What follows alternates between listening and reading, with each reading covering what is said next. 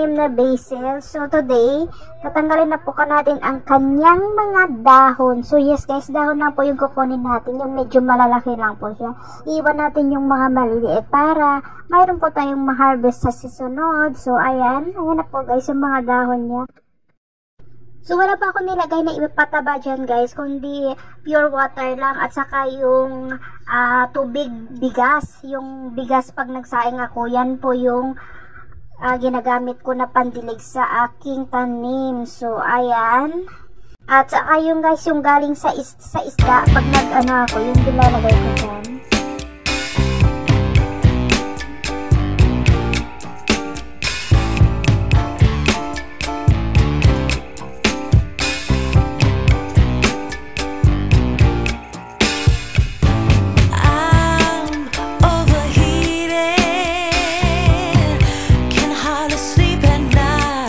Guys, yung kabuuan ng ating na-harvest na basil. Ano siya guys? Ang dami pala niya. Oh.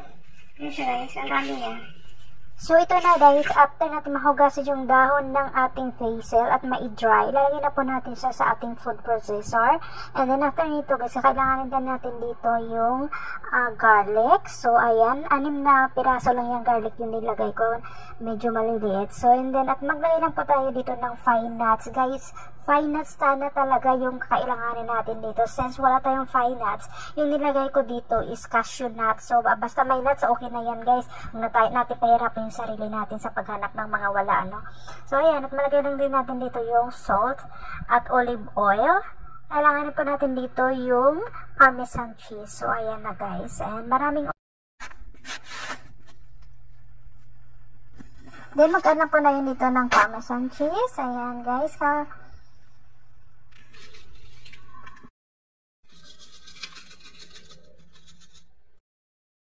at ano na po siya.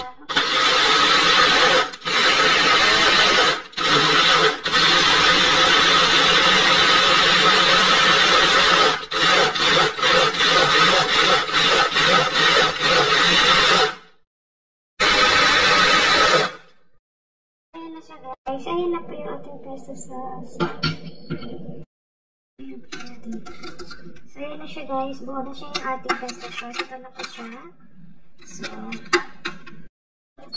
at ito na guys ang ating nagawa na pesto sauce. Ito, after na po siya gamitan ng food processor, ito na po yung kanyang result. So, ngayon, atin na po siya ilipat sa ating glass jar.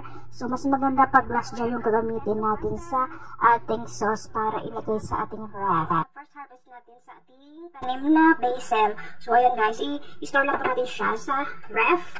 So, ayan. Ayan na siya.